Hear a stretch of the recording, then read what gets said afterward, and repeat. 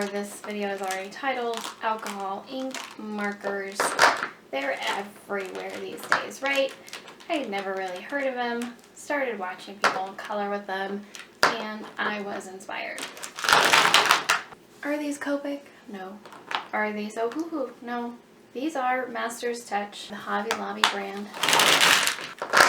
That's probably super loud and I'm sorry, but I love doing it. I went strategically on the week where they are 40% off. So instead of $5.99 a piece, they are like $3.65 or something a piece. So I got twice as many as I would have on a couple gift cards. Played around a smidge on a couple different pieces of paper. This was only one color. So this was the terracotta.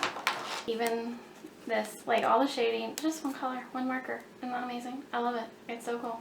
But paper like sucks up the ink. Like it's very porous. And then I was messing around with all the colors here. And like when I was trying to blend a couple colors, it just seeped. You can see, I don't know if you can see, hopefully you can see how it bleeds on this paper. Like obviously I know it's going to bleed through the back, but like it seeps in. But I tried just on this journal, so this is not art paper. But look at how cute this turned out. Okay, I love this. This is really slick paper, and yes, it bleeds through. Yeah, so I liked that this was slicker. The feeling of drawing on that with the markers. Went to Walmart and I bought drawing paper. I had meant to look at Hobby Lobby. I know they have marker paper and that would be ideal, but this is what I have. Ooh, maybe even the back. The back is a little bit less textured than the front, so maybe we'll try that. I think I'm just gonna peel one out, start swatching and sketching and trying this out. I'm so excited. I don't even know what to draw. Oh, side note. Since you saw me sketching, the second oldest church in America was in Williamsburg, Virginia, and I kind of told you a little backstory about why Williamsburg is significant. Today we also went to a thrift shop and I found this little tiny mug for $1.50, and I saw it here on the shelf and I was like, oh, that looks like it's handmade. And I flipped it over and I'm like, oh, I love that design. And then Williamsburg, VA pottery. Can you believe it? I can't believe it, and I had to buy it. Well, it's sticky. I need to wash it, but it's... I could not believe I found that. So maybe I'll draw that today. So since I'm a little bit like nervous about just starting, I'm not telling myself I'm going to create a massive work of art. I'm just going to swatch and sketch and piddle and play. I'm curious, like, do the numbers signify something? Like this is a 15 and that's a 16. Is that the order in which, do I need to organize them according to the number? I don't know. Let's just start swatching, okay?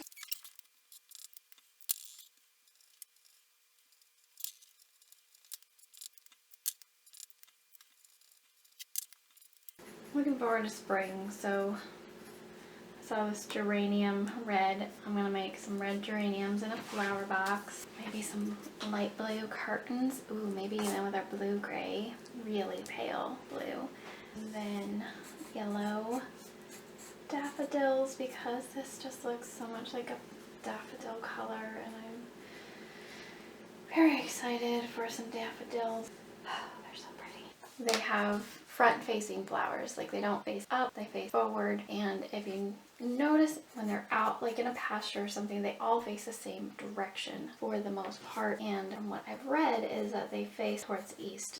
Unless they are planted right next to a structure of some kind, then they'll always face out from the structure because they'll get more light, so they're facing the sun basically. I really want to start with the geranium. Does this kind of work?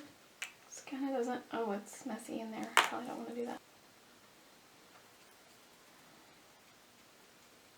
I talked about geraniums and actually drew geraniums in my very first video on this channel. Maybe geraniums will be a returning theme for me here. They are gorgeous. I was never a huge fan of just bright red geraniums, but They're growing on me too. These feel awfully nice to color with.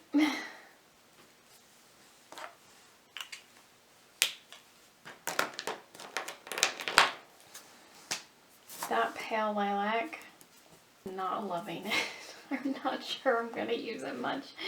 It's going to take a specific circumstance, because also the other colors that I chose, like I didn't buy these in a pack, I just bought them all. I chose them individually. The packs that were this same brand were not a significant discount if you bought them in packs. I just decided to choose the colors I wanted, so I made sure to get the 3 different variants of gray: green gray, blue gray, warm gray, cool, some blues, yellow, red, and blue, the primary colors, and then added in a bunch of green, bunch of these like browns and creams and like skin tone. And then I thought this was going to be more purple because it's called pale lilac, and the cap does not look like that. That's hot pink to me, but I just keep seeing it there and I don't love it. It's clashing with my vision for this.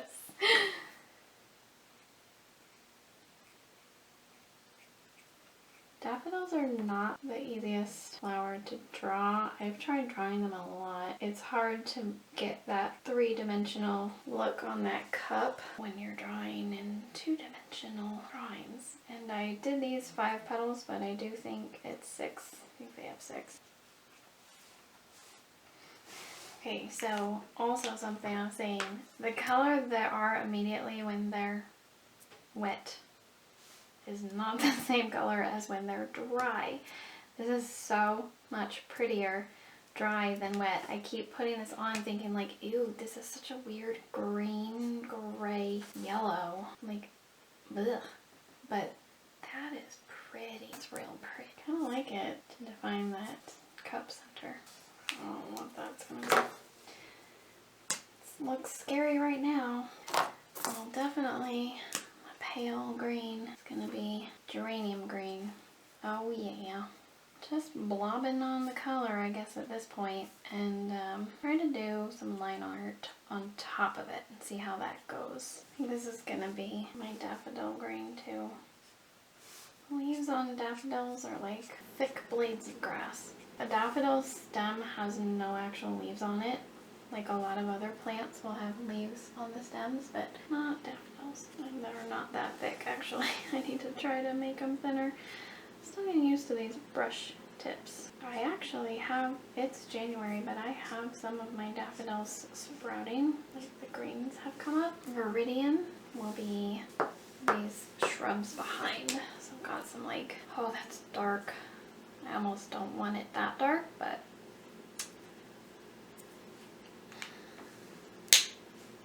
let's try the turquoise. Can I blend these? Look at that.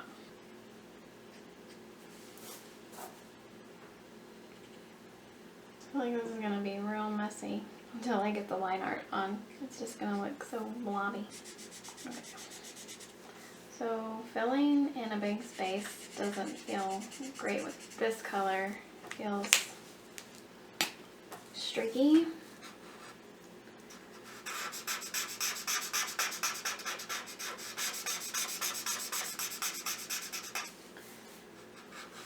Try and be more smooth about it.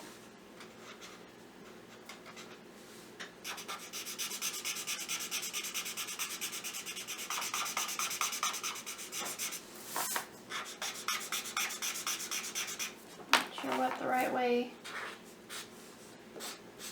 to do this. Not bad.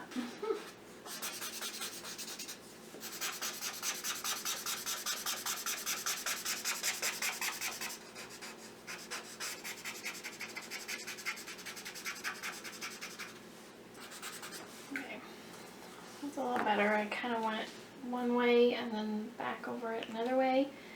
Feels like it smoothed in a little. Try and soften this edge around flowers. Kind of fill in as if it's growing in behind our flowers.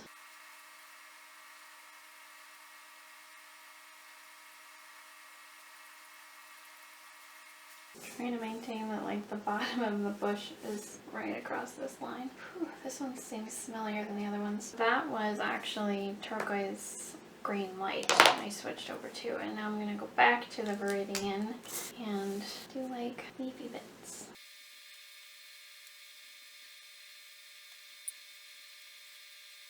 What about the walls milky white? And then if we needed some warm gray, that might be a good one.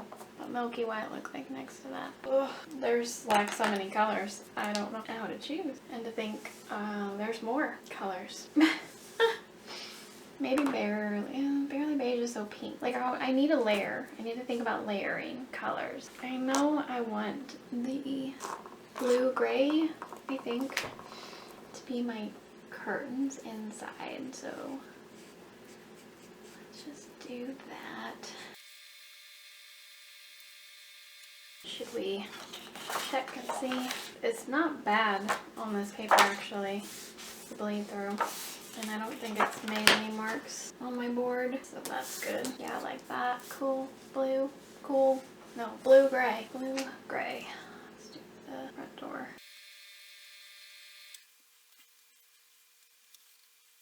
So that was cool gray. I'm not so sure I love it. I just love this color. Can't go wrong with terracotta. Let's say the house is barely beige.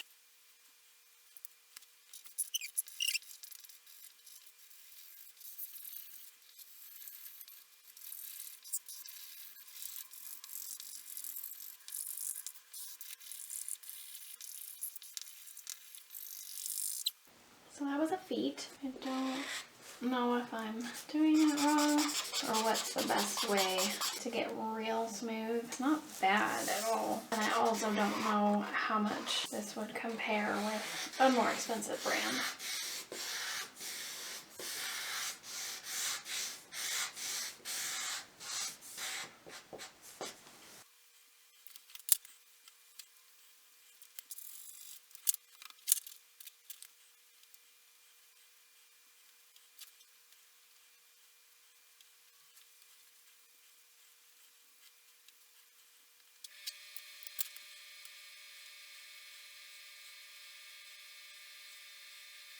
Okay, I'm gonna quickly try doing cool gray over this green and see if I can make it look a little different.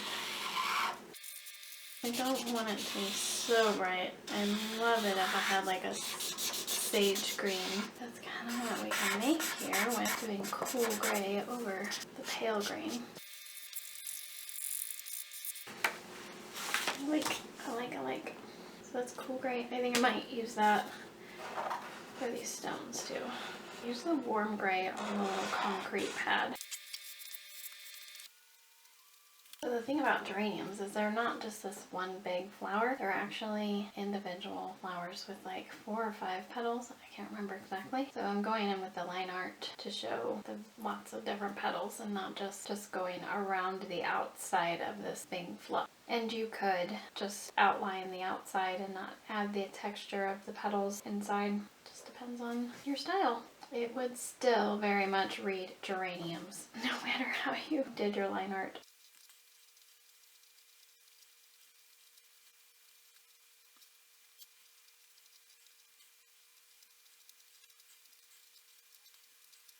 And geranium leaves are kind of like these circular heart shapes, curly around the edges too, but not being super precise with these if you can't tell. Giving the illusion. And then maybe with the turquoise, what does that look like over the green? It's so dark on top of that. Let's not do that. Let's do about green gray. I think that's what I'm looking for. Yeah. See how gray changes things?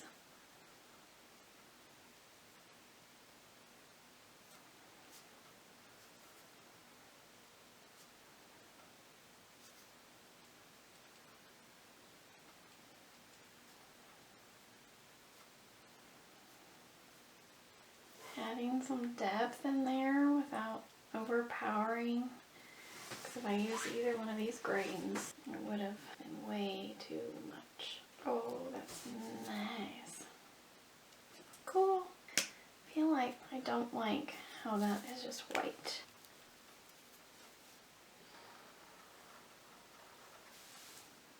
Warm gray. Cute.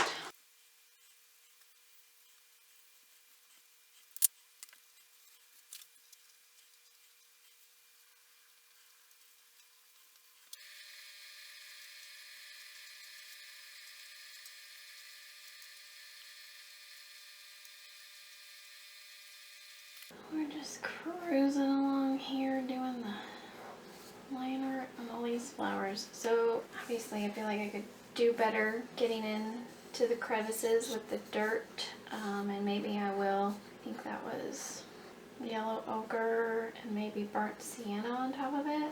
These are just difficult flowers to get across as to what they are. I didn't love them before the line art, but also don't love them with the line art. Like, it's almost too harsh. Like, maybe if I had a yellow ochre as a line art, but I don't like all the white gaps. So I'm gonna have to try and fill in all that now that I have the line art nailed down. So this is what I'm doing. Very carefully and slowly just going around all the line art now to fill in the gaps of white, gaps of any yellow that I went out of bounds with. It's very boring, so I wasn't really recording, but I thought I better show you what I did. Just slowing down and taking my time, coloring inside the lines. So now I'm going to grab the burnt sienna. That was the turquoise green light. I'm going to do the same thing where the brown should be.